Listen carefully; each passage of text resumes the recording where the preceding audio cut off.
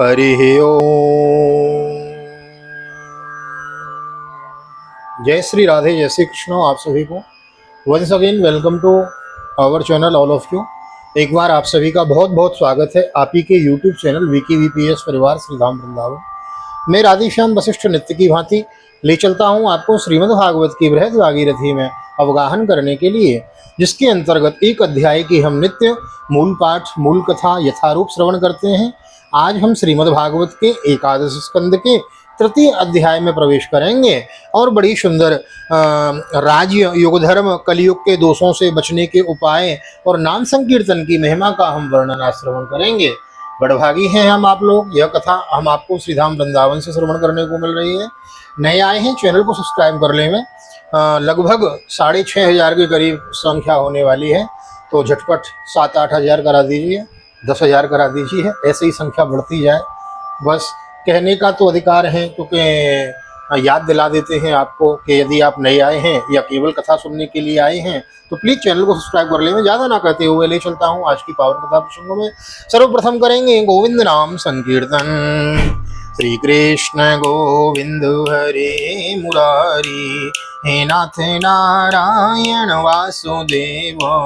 श्री कृष्ण गोविंद हरे मुरारी, हे नाथ नारायण वासुदेव। हे नाथ नारायण वासुदेव, हे नाथ नारायण वासुदेव।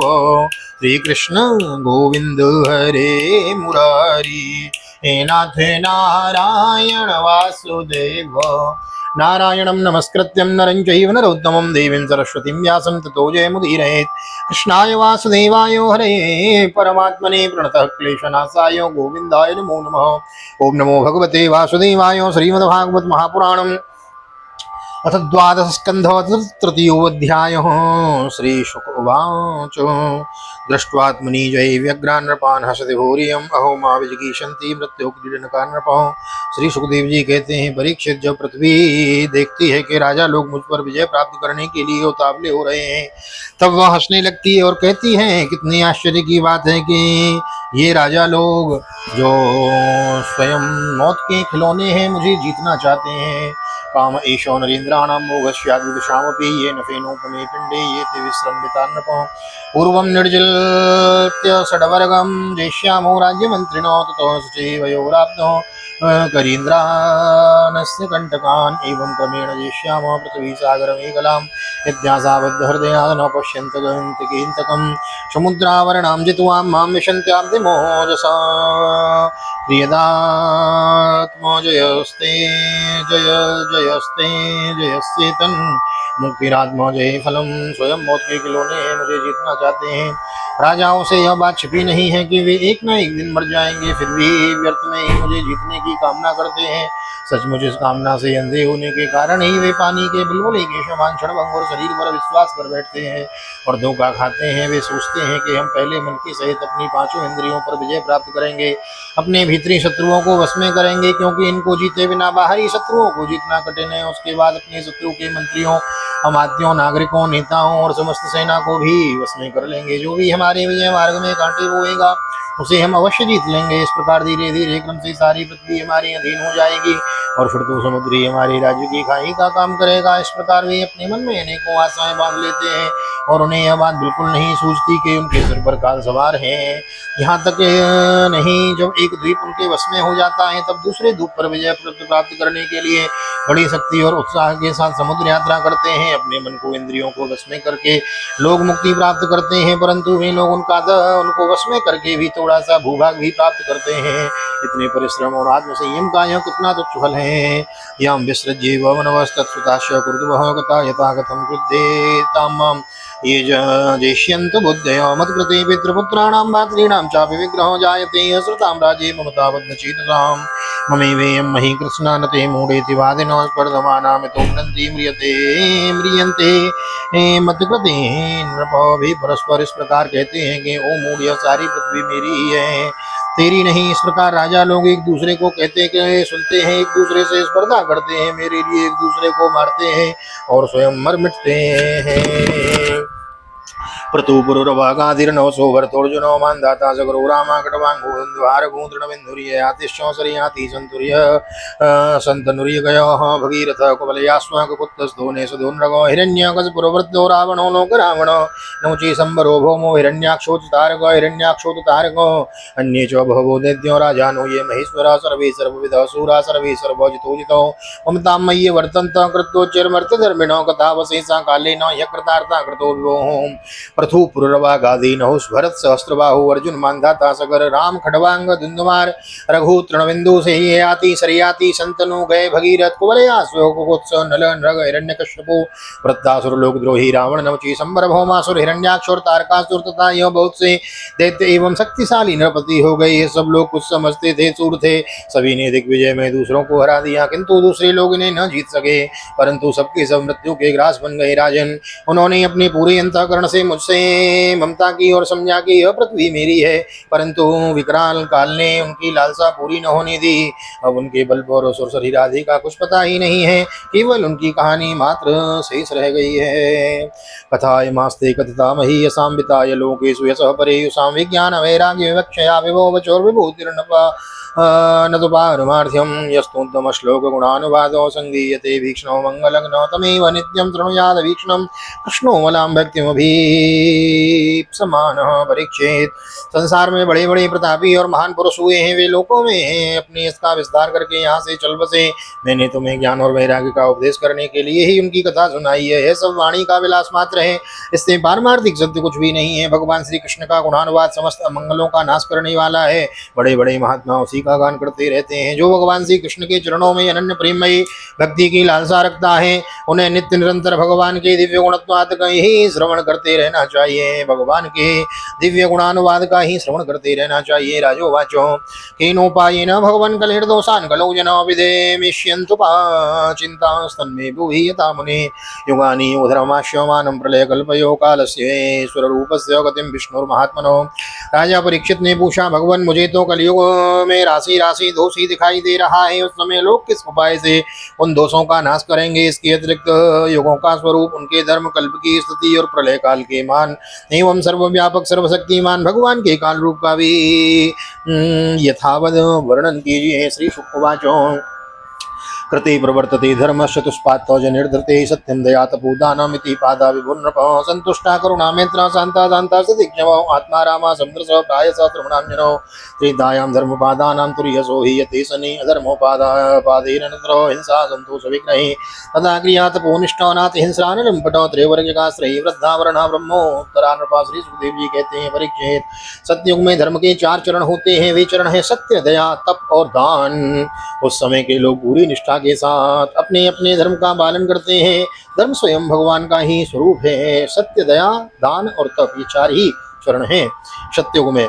सतयुग के लोग बड़े संतोषी और दयालु होते हैं। वे सबसे मित्रता व्यवहार करते हैं और शांत रहते हैं। इंद्रियां और मन उनके पास में रहते हैं, वश में रहते हैं और सुख दुख आदि द्वंद्वों को वे समान भाव से सहन करते हैं। अधिकांश लोग तो समदर्शी और आत्माराम होते हैं और बाकी लोग स्वरूप स्थिति के लिए अभ्यास में तत्पर रहते हैं। परीक्षित, धर्म के समान अधर्म में भी 4 चरण हैं, असत्य, हिंसा, असंतोष और कलह। त्रेता युग में इनके प्रभाव से धीरे धीरे धर्म के सत्य आदि चरणों का चतुरांश क्षीण हो जाता है। राजन, उस समय वर्णों में ब्राह्मण की प्रधानता क्षुण्ण रहती है। लोगों में अत्यंत हिंसा और लंपटता का अभाव रहता है। सभी लोग कर्मकांड और तपस्या में निष्ठा रखते हैं और अर्थ, धर्म एवं कामरूप त्रिवर्ग का सेवन करते हैं। अधिकांश लोग कर्म प्रतिपादक, वेदों के पारदर्शी विद्वान होते हैं। तपः सत्य दया दाने स्वर्धो वर्षति द्वापरे हिंसा तुष्ट धर्म लक्षणे यशस्विनो महाशाला स्वाध्यायाध्ययने ध्यायायने रतः यशस्विनो महाशाला स्वाध्यायाध्ययने रतः आड्या कुटुम्बिनो हृष्टा वर्णा क्षत्र द्विजोत्तर कलौ तु धर्महेतु नाम तुर्यांसो धर्महेतुः ईधवानि क्षीयमाणो हन्तो सोऽपि विनङ्क्षति। द्वापर युग में हिंसा, असंतोष, झूठ और द्वेष, अधर्म के इन चरणों की वृद्धि हो जाती है और उनके पूर्व के कारण धर्म के चारों चरण तपस्या, सत्य, दया और दान आदि आदि क्षीण हो जाते हैं। उस समय लोग बड़े यशस्वी, कर्मकांडी और वेदों के अध्ययन अध्यापन में बड़े तत्पर होते हैं। लोगों के कुटुंब बड़े बड़े होते हैं, प्रायः लोग धनाढ्य एवं सुखी होते हैं। उस समय वर्णों में क्षत्रिय और ब्राह्मण दो वर्णों की प्रधानता रहती है। कलयुग में तो धर्म के चारों चरण अत्यंत बढ़ जाते हैं, उनके कारण धर्मों के चारों चरण क्षीण होने लगते हैं और उनका चतुर्थांश ही बचा रहता है। अंत में तो चतुर्थांश का भी लोप हो जाता है। तस्मिन् लुब्धा दुराचारा निर्दया शुष्कवैरिणो दुर्भगा भूरितरसा शूद्रादा शूद्रा प्रजा सत्त्वं रजस्तम इति दृश्यन्ते पुरुषे गुणा कालसञ्चोदितास्ते वै परिवर्तन्तो आत्मनि प्रभवन्ति यदा सद्वे मनो बुद्धीन्द्रियाणि च तदा कृतो योगं विद्वांस ज्ञाने तपसि यद्रुचिः यद्धर्मार्थ कामेषु भक्तिर्भवति देहिनां तत्रात्रितां रजो वृत्तिरिति जानीहि बुद्धिमान। कलियुग में लोग लोभी, दुराचारी और कठोर हृदय होते हैं। वे झूठ मूठ एक दूसरे से वैर मोल ले लेते हैं एवं लालसा तृष्णा की तरंगों में बहते रहते हैं। उस समय के अभागे लोगों में शूद्र, केवट आदि की ही प्रधानता रहती है। सभी प्राणियों में तीन गुण होते हैं, सत्व, रजत और तम। काल की प्रेरणा से समय समय पर शरीर, प्राण और मन में उनका ह्रास और विकास भी हुआ करता है। जिस समय मन, बुद्धि और इंद्रियां सत्व गुण में स्थित होकर अपना अपना काम करने लगती है, उस समय सत्योग समझना चाहिए। सत्व गुण की प्रधानता के समय मनुष्य ज्ञान और तपस्या में अधिक प्रेम करने लगता है। जिस समय मनुष्य की प्रवृत्ति और रुचि धर्म, अर्थ और लौकिक पारलौकिक सुख भोगों की होती है तथा शरीर, मन एवं इंद्रियां रजोगुण में स्थित होकर काम करने लगती हैं, बुद्धिमान परीक्षित समझना चाहिए कि उस समय त्रेता योग अपना काम कर रहा है। यदा लोभस्तु संतोषो मानो दम्भो च मत्सरो कर्मणां चापि काम्यानां द्वापरं तदरस्तमः। यदा मायान्नतं तन्द्रा निद्रा हिंसा विषादनं सौखो मोह भयं दैन्यं स्वगयो कलिस्तामश स्मृतो। यस्मात् क्षुद्रदृशो मर्त्यो क्षुद्रभाग्यो महासनो कामिनो वित्तहीनश्च स्वैरिण्यश्च स्त्रीहोसनी। जिस समय झूठ, कपट, तंद्रा, निंद्रा, हिंसा, विषाद, शोक, मोह, भय, दीनता प्रधानता हो तो से तमोगुण प्रधान। जिस समय लोभ, असंतोष, अभिमान, दंभ और मत्सर आदि दोषों का भूलवाला हो, मनुष्य बड़े उत्साह तथा रुचि के साथ सकाम कर्मों में लगना चाहे, उस समय द्वापर युग समझना चाहिए। अवश्य ही रजोगुण और तमोगुण की मिश्रित प्रधानता का नाम ही द्वापर युग है। जिस समय झूठ, कपट, तंद्रा, निद्रा, हिंसा, विषाद, शोक, मोह, भय और दीनता की प्रधानता हो उसे तमोगुण प्रधान कलयुग समझना चाहिए। जब कलयुग का राज्य होता है तब लोगों की दृष्टि क्षुद्र हो जाती है। अधिकांश लोग होते तो हैं अत्यंत निर्धन, परंतु खाते हैं बहुत अधिक। उनका भाग्य तो होता है बहुत ही मंद और चिन्नियों और चित्त में कामनाएं होती हैं बहुत बड़ी बड़ी। स्त्रियों में दुष्टता और कोल्टापन की वृद्धि हो जाती है। 10 युद्धग्रष्टा जनपदा वेदा पाखंड दूषितो राजा नश्य प्रजा भक्षा शिष्णोदर पराद्विजो अव्रता वटवो शोचा दीक्षवश्य कुटुंबिनो तपस्विनो ग्रामवासान्यासनूर्ध्वनूलुपार्यस्वकाया महारारा भृत्यपर्या भौर्य भृत्यागतौर्यो सस्वत कटुकवासिन्या चौर्यमायोरुहासयो। सारे देश में गांव गांव में लुटेरों की प्रधानता एवं प्रचुरता हो जाती है। पाखंडी लोग अपने नए नए मत चलाकर मनमानी ढंग से वेदों का तात्पर्य निकालने लगते हैं और इस प्रकार उन्हें कलंकित करते हैं। राजा कहलाने वाले लोग प्रजा की सारी कमाई हड़प कर उन्हें चूसने लगते हैं। ब्राह्मण नामधारी जीव पेट भरने के लिए जननेंद्रियों को तृप्त करने में ही लग जाते हैं। ब्रह्मचारी लोग ब्रह्मचर्य व्रत से रहित और अपवित्र रहने लगते हैं। गृहस्थ दूसरों की भिक्षा देने के बदले स्वयं भीख मांगने लगते हैं। वानप्रस्थी गांवों में बसने लगते हैं और सन्यासी धन की अत्यंत लोभी अर्थ पिशाच हो जाते हैं। स्त्रियों का आकार तो छोटा हो जाता है पर भूख बढ़ जाती है। उन्हें संतान बहुत अधिक होती है और वे अपनी कुल मर्यादा का उल्लंघन करके लाज, हया और उनका भूषण छोड़ बैठती हैं।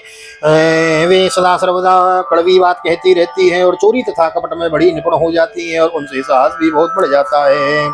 प्राणयिष्यन्ति वे क्षुद्रा किराटकूटकारिणो अनापद्या विमश्यन्ते वार्ता साधु जुगुप्सिताम् पतिं त्यक्षन्ति निद्रव्यं बुद्ध्याभ्याखिलोत्तमं हृद्यं विपन्नं प्रतयो कौशलं गाश्चापयस्मनि पितृव्राता स्वज्ञाति नित्वा सौरसौहृद ननान्द्रश्यानलसंवादो दीना स्त्रीणा कलो नराः। स्वामी चाहे सर्वश्रेष्ठ क्यों ना हो, जब सेवक लोग देखते हैं कि इसके पास धन दौलत नहीं रही है तब उसे छोड़कर भाग जाते हैं। सेवक चाहे कितना ही पुराना ही क्यों ना हो, परंतु जब वह किसी विपत्ति में पड़ जाता है तब स्वामी उसे छोड़ देते हैं। और तो क्या, जब गौएं बकेन हो जाती हैं, दूध देना बंद कर देती हैं, तब लोग उनका भी परित्याग कर देते हैं।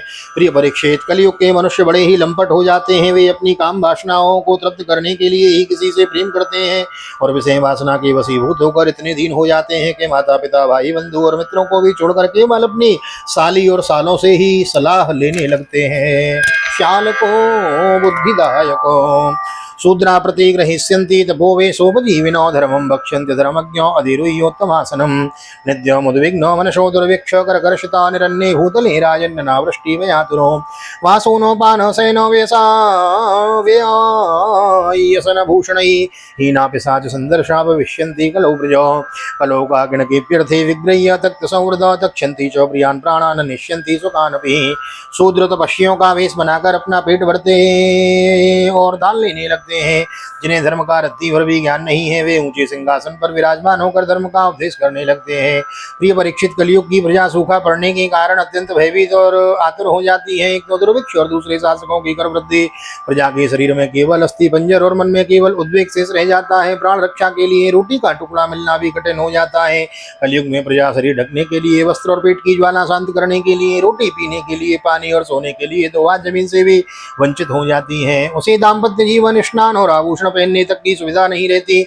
लोगों की आकृति, प्रकृति और चेष्टाएं पिशाचों की सी हो जाती हैं। कलयुग में लोग अधिक धन की तो बात ही क्या, कुछ कौड़ियों के लिए आपस में वैर विरोध करने लगते हैं और बहुत दिनों के सद्भाव तथा मित्रता की तिलांजलि दे देते हैं। इतना ही नहीं, वे दमड़ी के लिए अपने सगे संबंधियों की हत्या कर बैठते हैं और अपने प्रिय प्राणों से भी हाथ धो बैठते हैं। न रक्षस्यन्ति मनुजास्तविरो पितरायपि पुत्रान् सर्वार्थो कुशलान् शुद्राश्नोदरम्बरा कलौ न राजन् जगतां परं गुरुं त्रिलोकनाथस्तत्पादपङ्कजं प्रायेण मर्त्या भगवन्तमच्युतं यज्ञन्ति पाखण्डविभिन्न चेतसो। परीक्षित, कलयुग परीक्षित श्री भगवान ही चराचर जगत के परम पिता और परम गुरु हैं। इंद्र, ब्रह्मा आदि त्रिलोकाधिपति उनके चरण कमलों उनके परीक्षित कलयुग के क्षुद्र प्राणी केवल काम वासना की पूर्ति और पेट भरने की धुन में ही लगे रहते हैं। पुत्र अपने बूढ़े माँ बाप की भी रक्षा पालन पोषण नहीं करते, उनकी उपेक्षा कर देते हैं और पिता अपने निपुण से निपुण सब कामों में योग्य पुत्रों की भी परवाह नहीं करते, उन्हें अलग कर देते हैं। परीक्षित, श्री भगवान ही चराचर जगत के परम पिता और परम गुरु हैं। इंद्र, ब्रह्मा आदि त्रिलोकाधिपति उनके चरण कमलों में अपना सिर झुकाकर सर्वस्व समर्पण करते रहते हैं। उनका ऐश्वर्य अनंत है और वे एक रस अपने स्वरूप में स्थित हैं। परंतु कलयुग में लोगों में इतनी मूर्खता फैल जाती है, पाखंडियों के कारण लोगों का चित्त इतना भटक जाता है कि प्रायः लोग अपने कर्म और भावनाओं के द्वारा भगवान की पूजा से भी विमुख हो जाते हैं। यन्नामधेयं म्रियमाणवातुरा पतंस्खलन वा विवशो गृह्णन् पुमान् विमुक्त कर्मार्गन उत्तमां गतिं प्राप्नोति यक्षन्ति नतकोन्नतं कलौ जनो। पुंसां कलीकृतान् दोषान् द्रव्यदेशात्मसंभवान् सर्वान् हरति चित्तस्थो भगवान् पुरुषोत्तमः श्रुतं संकीर्तितो ज्ञाता पूजितश्चान्द्रतोऽपि वा नृणां धुनोति भगवान् यस्तो जन्मायता शुभं यथा येम्नीततो बद्धिर्दुर्वर्णं नन्ति धातुजम् एवमात्मा गतो विष्णुर्योगिनाम शुभाशयम्। मनुष्य मरने के समय आतुरता की स्थिति में अथवा गिरते या फिसलते समय विवश होकर भी यदि भगवान की किसी एक नाम का उच्चारण कर ले तो उसके सारे कर्म बंधन छिन्न भिन्न हो जाते हैं और उसे उत्तम से उत्तम गति प्राप्त होती है। परंतु हाय रे, कलयुग से प्रभावित होकर लोग उन भगवान की आराधना से भी विमुख हो जाते हैं। परीक्षित, कलयुग के अनेकों दोष हैं। कुल वस्तुएं दूषित हो जाती हैं, स्थानों में भी दोष की प्रधानता हो जाती है। सब दोषों का मूल सूत्र अंतःकरण ही है। परंतु जब पुरुषोत्तम भगवान हृदय में विराजते हैं तब उनकी सन्निधि मात्र से ही सबके सब दोष नष्ट हो जाते हैं। भगवान के रूप, गुण, लीला, धाम और नाम के श्रवण, संकीर्तन, ध्यान, पूजन और आदर से वे मनुष्य के हृदय में आकर विराजमान हो जाते हैं और एक दो जन्म के पापों को तो बात ही क्या है, हजारों जन्मों के पापों के ढेर भी क्षण भर में भस्म कर देते हैं। जैसे सोने के साथ संयुक्त होकर अग्नि उसके धातु संबंधी मलिनता आदि दोषों को नष्ट कर देती है, वैसे ही साधकों के हृदय में स्थित होकर भगवान विष्णु उनके अशुभ संस्कारों को सदा के लिए मिटा देते हैं। विद्या, तपः, प्राण निरोध, मैत्री, तीर्थाभिषेक, व्रतदान जप्यै नात्यंत शुद्धिं लभतेन्तरात्मा यथार्धिस्ते भगवन्त नन्ते। तस्मात् सर्वात्मना राजन् हृदिस्थं कुरु केशवं म्रियमाणो यविष्य युवहितं स्ततो यासि परां गतिं। म्रियमाणेरभिस्त्येयो भगवान् परमेश्वरो आत्मभावं नयति यंग्यम सर्वात्मा सर्वसंश्रयो। परीक्षित, अब तुम्हारी मृत्यु का समय निकट आ गया है, अब सावधान हो जाओ। पूरी शक्ति से और अंतःकरण की सारी वृत्तियों से भगवान श्री कृष्ण को अपने हृदय सिंहासन पर बिठा लो।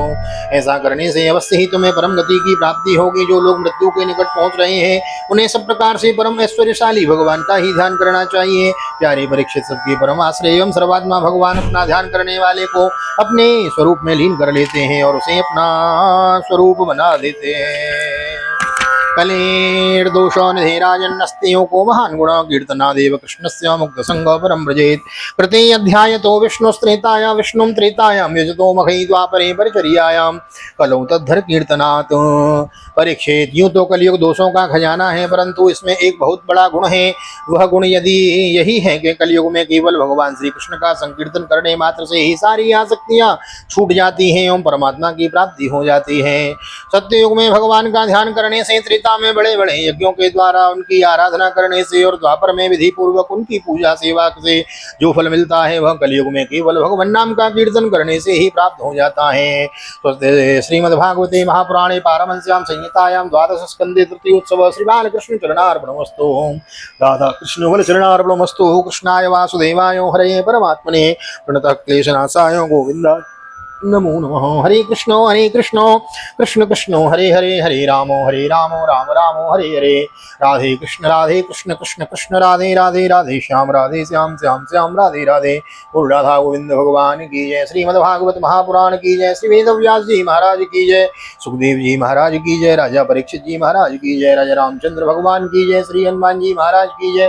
गोवर्धन नाथ की जय। यमुने महारानी की जय। वृंदावन वाली बिहारी लाल की जय। गैया मैया की जय। तुलसी मैया की जय। अपने अपने माता पिता की जय। सदगुरुदेव भगवान की जय। आज की आनंद की जय। जय जय श्री राधे, जय श्री राधे, श्री राधे श्याम। जय जय राधे, जय जय श्याम। सबको मिले वृंदावन धाम। ऐसी प्रार्थना मेरी ठाकुर जी के चरणों में। यहाँ तक वीडियो बने हैं, वीडियो को लाइक कर दीजिए, शेयर कर दीजिए, कमेंट में बालकृष्ण लाल की जय लिख दीजिए, भागवत भगवान की जय लिख दीजिए। मिलते हैं अगले अध्याय में। श्रीमद् भागवत के द्वादश स्कंद के चतुर्थ अध्याय में 4 प्रकार की प्रलय का हम वर्णन श्रवण करेंगे। किस प्रकार नित्य नैमित्तिक प्रलय होती है, 4 प्रकार की प्रलय होती हैं, यह अगले अध्याय में हम श्रवण करेंगे। नए आए हैं चैनल को सब्सक्राइब किए बिना न जाए, बेल आइकन को भी प्रेस कर दें। मिलते हैं अगली वीडियो में, तब तक के लिए ठाकुर जी का दर्शन करते हुए आप सभी को हृदय से प्यार भरी जय श्री राधे, जय श्री कृष्ण, हरि ओम।